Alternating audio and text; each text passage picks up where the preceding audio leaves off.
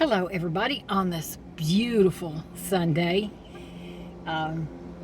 Just thought I'd take a few minutes while I'm waiting on somebody to do this little video. I was undecided what I wanted to talk about. There was a couple of things, but I think I'm going to start this one with the finding of the partial remains of Brian Laundrie.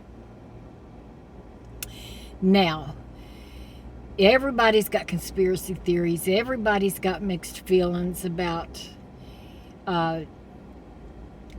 his remains being found. Some people are saying that they believe his parents planted his remains there. They say that his parents have had his dead body, and after he skeletonized, then they took his body and put it in the reserve and then told the police, look what we found. Now, that's a strange family, and I don't put much past them, but I don't think it happened that way. What would be the point? What would be the point of them knowing their son was dead and keeping him until he was skeletonized and then ripping his bones apart and taking it out there and then saying, look, we found him? That doesn't make sense. Besides, where would they have kept his dead body at? The FBI and the police were in their house almost every day. You can't keep a rotting corpse in your house. And if somebody says, well, they had him hid in the flower bed, you can still smell a rotting corpse.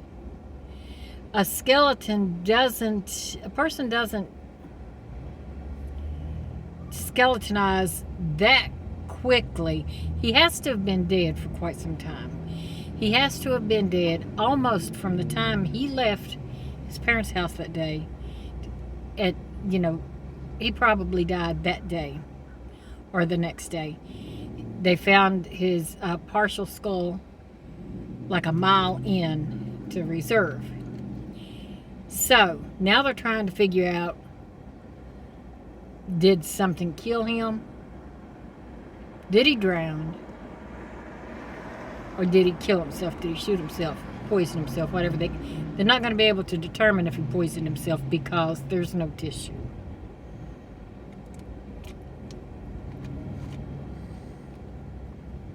So, I was listening to a man yesterday on TV, anthropologist, something like that.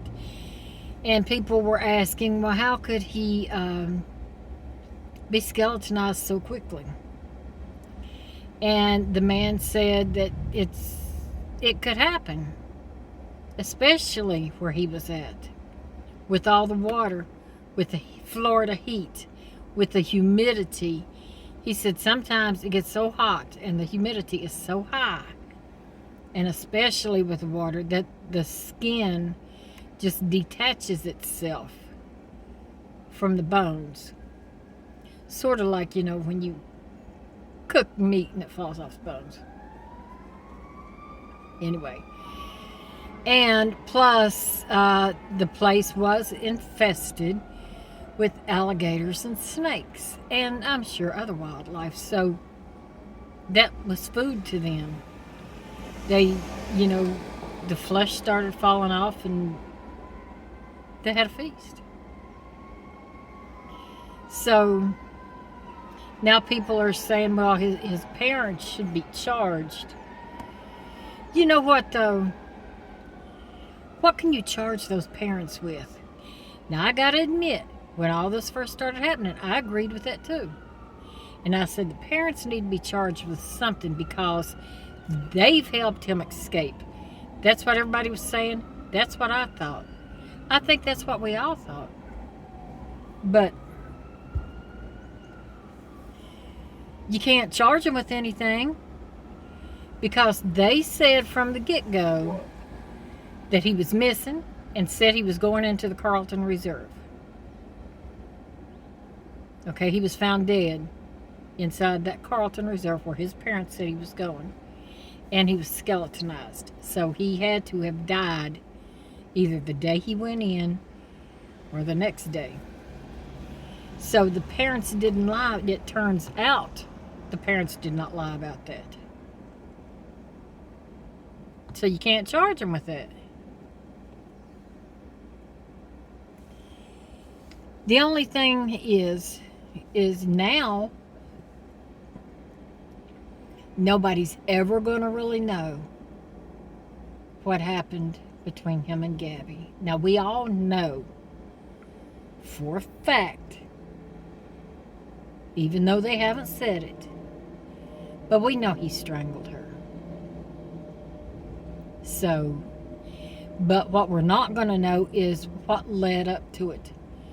What she did that he felt was so bad, that angered him so much that he killed her. We're not going to know that. We're not going to know the exact date it happened. We're never going to know. So, then some people say, well, he probably told his parents, make them talk. You can't do that because they are protected under some kind of law, as it was explained, that you cannot force, even if he did tell them and he was on trial, they wouldn't have to testify against him the same way that a spouse doesn't have to testify against their spouse. It's a privilege. The parents won't have to testify against their child. So whatever they know, they'll never have to tell. And I'm sure they know something. I'm sure they do. And it's a shame that they won't tell Gabby's parents. So what do you think?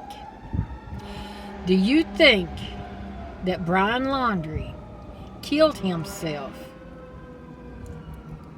Or do you think he drowned? Or do you think he was snatched by the alligators and that's how he died? I think he was snatched up by the alligators.